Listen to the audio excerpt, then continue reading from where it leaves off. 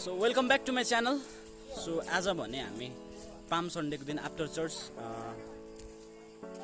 रोडमा आएको छौँ एउटा विशेष कारणले, किनभने आज हामी हाम्रो चर्चको सम्पूर्ण जवान जस आमाहरू मिलिकन रोडलाई रोडमा भएको प्लास्टिकहरू सफा गर्न टिप्न गइरहेका छौँ।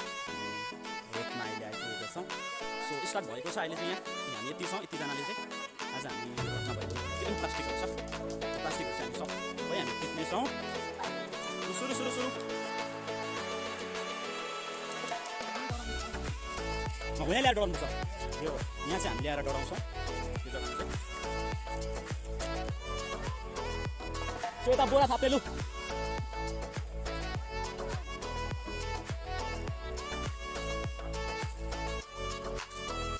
बेसी प्लास्टिकहरू छ यहाँ, सबै प्लास्टिकहरू हामी टिप्छौँ। आफ्नो गाउँलाई हामी आफै सफा बनाउँ होइन, त्यही हो।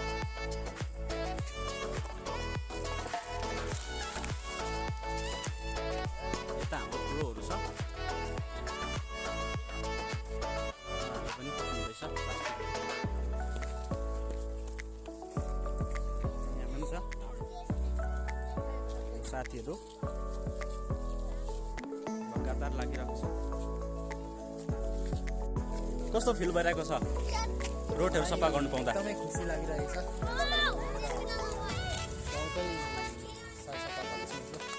के भन्नुहुन्छ? हामीले आफ्नो गाउँलाई यसरी सफा गर्दाखेरि अरूलाई के भन्नुहुन्छ तपाईँ? हामी सबै मिलेर सफा गरौँ।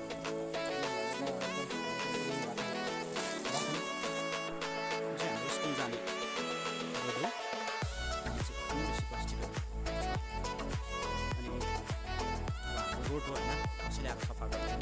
हामी आफैले सिक्नुपर्छ, आफै सफा गर्नुपर्छ।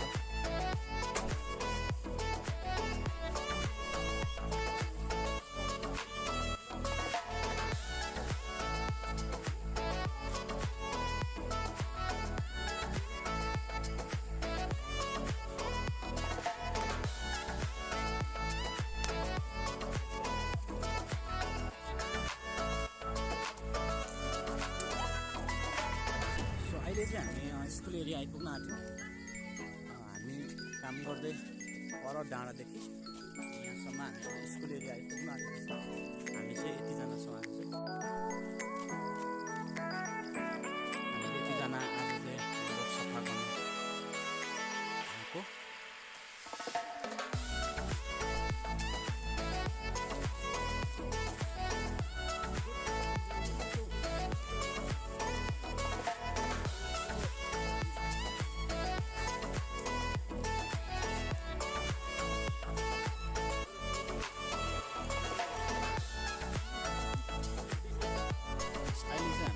स्कुल आइपुगेको छ। यो चाहिँ हाम्रो स्कुल हो, छोङजोङ प्राइमेरी स्कुल। कन्स्ट्रक्सन चल्दैछ यहाँ चाहिँ।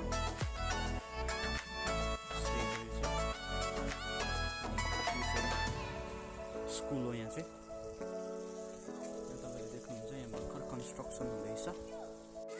यो चाहिँ हाम्रो स्कुल एरिया हो, तपाईँलाई अघि देखाएँ मैले। यहाँ कन्स्ट्रक्सन भर्खर कन्स्ट्रक्सन हुँदैछ। यहाँ चाहिँ भर्खर बनिँदैछ।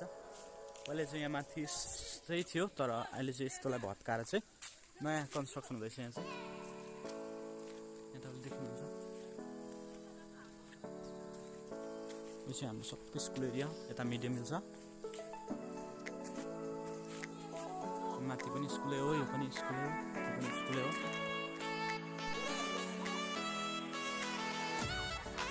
To win without risks is to win without glory. Safe food, safe life. यो चाहिँ चोङजोङ प्राइमेरी स्कुलको मिड डे मिल हो। यहाँ चाहिँ कलहरू छ। अहिले चाहिँ हामी सबै रोडको प्लास्टिकहरू टिप्दै टिप्दै हामी स्कुलमा आइपुगेका छौँ। अनि स्कुलमा पनि हल्का हल्का प्लास्टिकहरूलाई टिपेर अहिले चाहिँ हामी अब फेरि पनि हामी जहाँबाट हामी सफा गर्दै आएको छौँ हामी त्यहीँ फर्की जानेछौँ। अनि जति पनि हामीले टिपेको मैलाहरू छ यसलाई पर लगेर डढाउनुपर्छ। यहाँ के गर्नुपर्छ, यहाँ चाहिँ अहिले हाम्रो मैलाहरूलाई यहाँ डढाउँदैछ।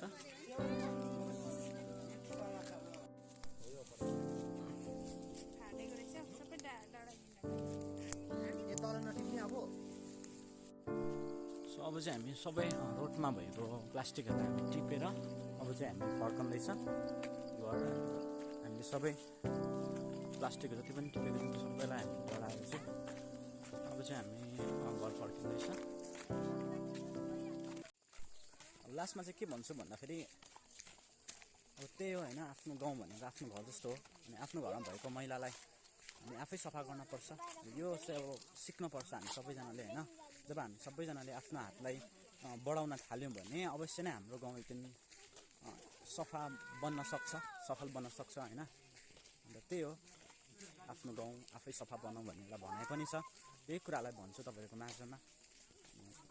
हामी सबैजनाले प्लास्टिकलाई सही जग्गामा यसलाई हामी खाएर यसलाई हामी जतासुकै नफालौँ, तर यसलाई हामी सही जग्गामा हालौँ, सही जग्गामा राखौँ, ताकि हाम्रो इन्भाइरोमेन्टलाई यसले प्लास्टिकले चाहिँ दूषित नपारोस् होइन।